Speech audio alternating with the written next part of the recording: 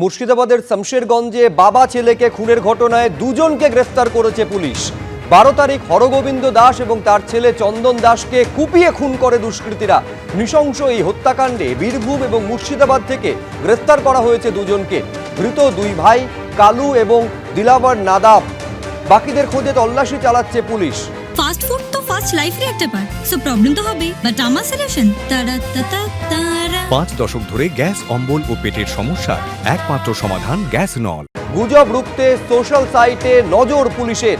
উস্কানিমূলক পোস্টের অভিযোগে 1093টি সোশ্যাল অ্যাকাউন্ট ব্লক করা হয়েছে।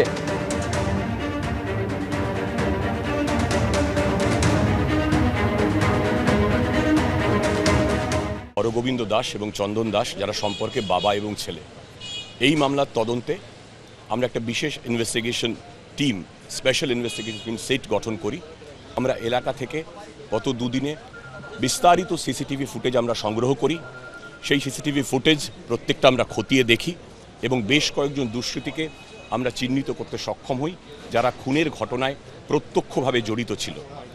গত রাতভর অভিযান চালিয়ে এদের মধ্যে দুজন দুষ্কৃতীকে আমরা গ্রেফতার করতে পেরেছি, যারা এই খুনের ঘটনার সঙ্গে প্রত্যক্ষভাবে যুক্ত ছিল। যাদের গ্রেফতার করেছি তাদের নাম হলো কালু নাদাব এবং দিলদার নাদাব। এরা সম্পর্কে ভাই। এরা দিগরি এলাকার বাসিন্দা, যেটা জাফরাবাদ সংলগ্ন এলাকা। এই দুজনের মধ্যে কালু নাদাবকে আমরা গ্রেফতার করেছি বীরভূম জেলার মুরারই থানা এলাকা থেকে, এবং দিলদার নাদাবকে গ্রেফতার করা হয়েছে সুতি থানার বাংলাদেশ সংলগ্ন সীমান্ত থেকে। সব মিলিয়ে এখনো পর্যন্ত যে ঘটনাগুলো ঘটেছিল সেদিনকে, সব মিলিয়ে এখনো পর্যন্ত গ্রেফতারির সংখ্যা 221। 50 বছরের পুরনো দোকান। নববর্ষে পুজো হচ্ছে না ধুলিয়ানের ব্যবসায়ী সঞ্জয় সাহার দোকানে। এবার বন্ধ সবকিছু। অশান্তি বন্ধে স্থায়ী বিএসএফ ক্যাম্পের দাবি জানিয়েছেন তিনি।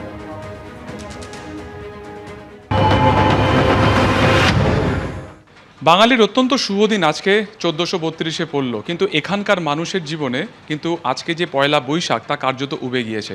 আমরা এই শামশেরগঞ্জেরই একটি এই মুহূর্তে একজন ব্যবসায়ীর বাড়িতে রয়েছি, যেখানে দেখা যাচ্ছে যে আজকে থেকেই কিন্তু এই গদি ফের 4 দিন পরে খুলেছেন।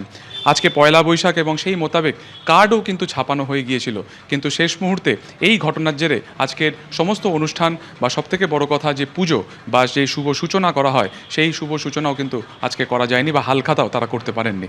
আমরা একবার সরাসরি কথা বলে নেবো এখানে ব্যবসায়ীর সাথে। আমরা দেখতে পাচ্ছি যে কার্ডও ছাপানো হয়ে গিয়েছে, কিন্তু পুজো কি হচ্ছে না? না, পুজো আমরা পোস্টপন করতে বাধ্য হলাম, কারণ বাজার বসেনি। পুজোর যে সামগ্রী এবং যে পূজারি তারা সব আতঙ্কে আসতে পারছে না। তারা বলল, না দাদা আমরা আসতে পারছি না, আমাদের প্রাণ সংশয়। ওই জন্য আমরা বাধ্য হলাম এটাকে পোস্টপন করতে, এই হালখাতাটা। আমরা বিগত 50 বছর ধরে আজকের দিনেই হালখাতা করি পয়লা বৈশাখে, বিগত 50 বছর থেকে। কিন্তু this is the first time যে আমরা এটা পোস্টপন করতে বাধ্য হলাম। এখন জানি না কবে করতে পারবো। যদি সিচুয়েশন ডেভেলপ করে তখন তাহলে চিন্তাভাবনা করে যে ওটা অক্ষয় তৃতীয়াতে যদি করার চেষ্টা করবো আমরা। If everything is going to be normal, then will decide. দেখা যায় কতটা পুলিশ প্রশাসন বলছে যে এই মুহূর্তে একেবারে পরিস্থিতি স্বাভাবিক হয়ে রয়েছে, ঠিক সেখান থেকে দাঁড়িয়ে আপনারা পুজো করতে পারছেন না, সে আস্থা পাচ্ছেন না? সামনে থানা রয়েছে, ফোর্স রয়েছে, বাইরে ফোর্স আছে, বিএসএফ আছে, ঠিকই আছে, কিন্তু পরিস্থিতি স্বাভাবিক, এটা সর্বৈবই মিথ্যা কথা। পরিস্থিতি একেবারে স্বাভাবিক নয়। এটা আমরা সব আতঙ্কে আছি, মানে আমরা প্রাণে বেঁচে আছি, এইটুকুই জাস্ট। হ্যাঁ, এবং পরিস্থিতি একেবারে স্বাভাবিক নয়।